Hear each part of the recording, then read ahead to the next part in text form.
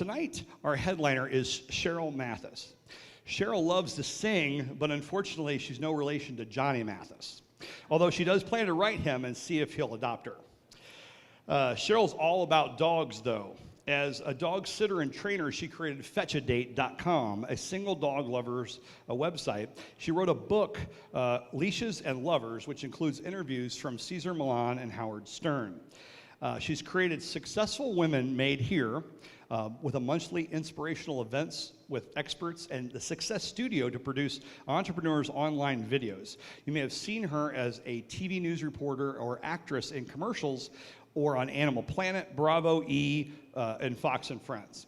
But some of the adventures she hopes that you'd never seen her in include selling bingo games downtown Indianapolis, shopping late night at Walmart, and picking up dog doo at a shelter as her community service project to clear her of a speeding ticket. Yes, let's welcome Sheryl Matthys to the Spark stage.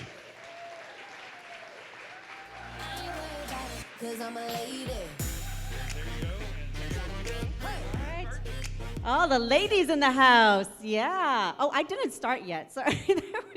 I just wanted to say hey to the ladies in the house, right? It's ladies' night, woo! All righty, well, today in Spain, thousands of people are running with the bulls. For many of them, it's their first and last time. One man said he was doing it because it's a risk, it's a challenge, and it's wonderful. So let's break this down. You have someone who's gone to a foreign country who's going to maybe possibly be gored in the back with zero experience and who's willingly jeopardizing their health. Now, why would they do that? Does it take doing something radical to feel alive again?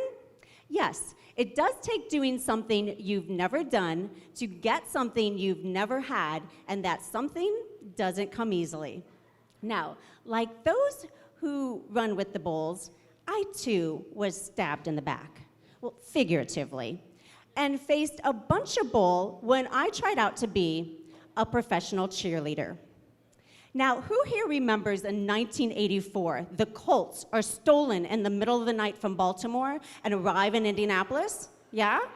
Yeah. Well, I was studying at Butler then, but didn't have a clear direction for my life.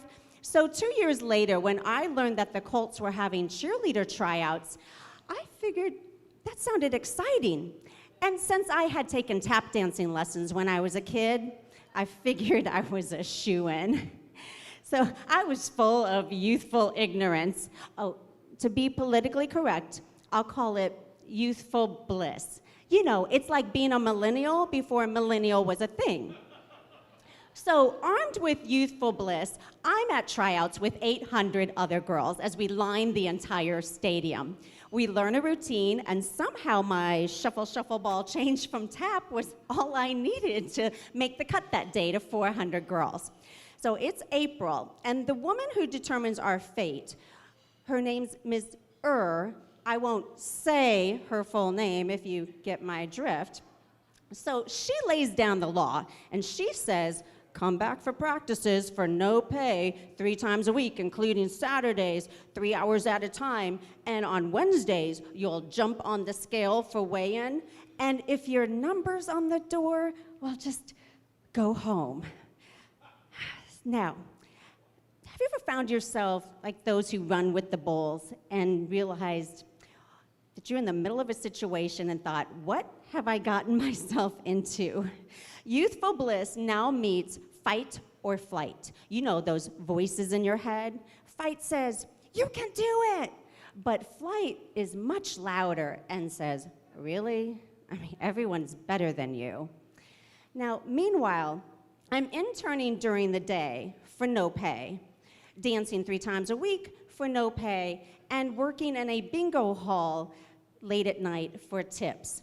I should be living in fear with how I'm going to pay the bills, but somehow this unknown territory feels like a rite of passage, you know, a test to determine, am I worthy enough to achieve just what's out of reach?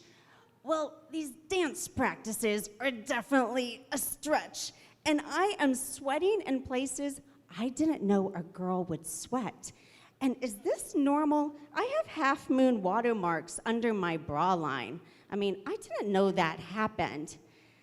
And every Wednesday, as promised, is weigh-in day, and a bunch of numbers on the door. So I risk eating as little as possible and challenge myself to sit in the sauna to melt off what I can. And something wonderful is happening when I jump on the scale. I'm gaining a renewed sense of self to keep going just enough ahead of the bull. And this keeps going for weeks. The sweating, barely eating, working late. And then it happens. I plateau at 112 pounds.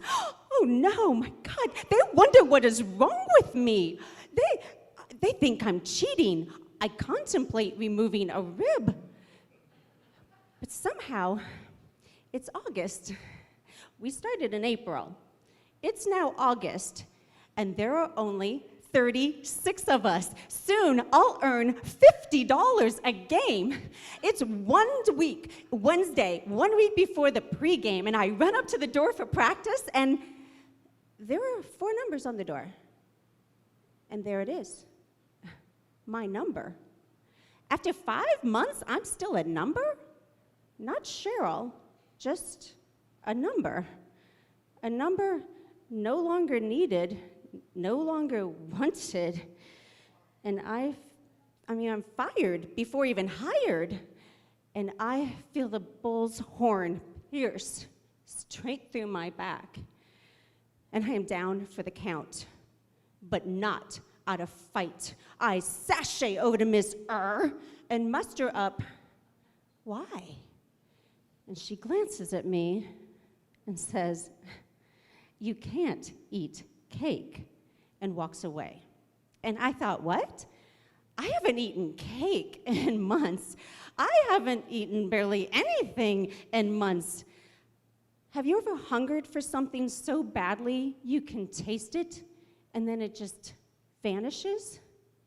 See, this isn't about cheerleading. It's about putting yourself out there, finding something that excites you to launch you to the next level. So I took risks and challenged myself. So where is this wonderful? I felt lost.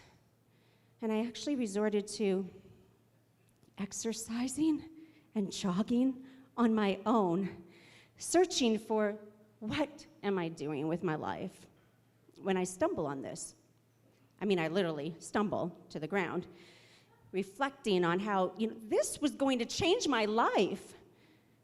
But I'm sitting there on the ground and realize, as I start to stand up, you know what? The secret to success is you have to be your own biggest cheerleader. A positive attitude is great, but it must be partnered with persistence. So armed with persistence to give it a go again, I learned that the Pacers are having cheerleader tryouts. So armed with that persistence, I now somehow weigh 108, the rib still intact. Well, Pacer tryouts take only 2 days, and they announced the list right then. And this time, I made the cut. Referred to, thank you, by name, they say, "Sheryl, come back for practices for no pay 3 times a week, including Saturdays at 3 hours at a time." And the Pacers pay $25 a game with taxes taken out. I'm thrilled. Youthful bliss is back in the house, baby. So I go home and totally neglect persistence, and I eat and eat. And I show back up to rehearsal looking like this in their eyes. Now, thinking I could hide those extra pounds in my 80s leg warmers, our Pacer leader pulls me aside and says in a gentler voice, "Sheryl, I don't know what happened to you, but you can't come back unless you lose the weight. You have 2 weeks." Well, I don't think they ever expected to see me again.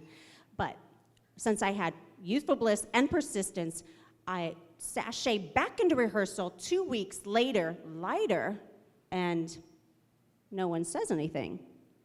So I stay and dance the whole season, where I discover cheerleaders sit on the floor, a danger zone of risk of nearly being stomped on by giants. And the players yell to one another and sometimes cuss. I had no idea. And when they stop short to make a basket, they stop, but their sweat keeps coming. We'd call it getting slimed. And we got slimed by some of the greatest who ever worked their magic, like Magic Johnson, Larry Bird, and Michael Jordan. Just think if I had quit. Are you almost quitting something that just needs persistence? Well, see, I only needed one season of cheering to feel alive again. All right, who am I kidding? I just wanted to eat again. But it took this experience of facing rejection and being told that I wasn't worthy and persisting anyway that launched me to the next level and gave me the courage to be a TV news reporter, live in New York City, interview celebrities like Howard Stern, and create my women's empowerment group, Successful Women Made Here, so that I could also help others see the possibilities and remove their limiting beliefs. It does take risks and challenges, but they open the door to your wonderful. I found wonderful, and you can too. And in fact, you can have your cake and eat it too.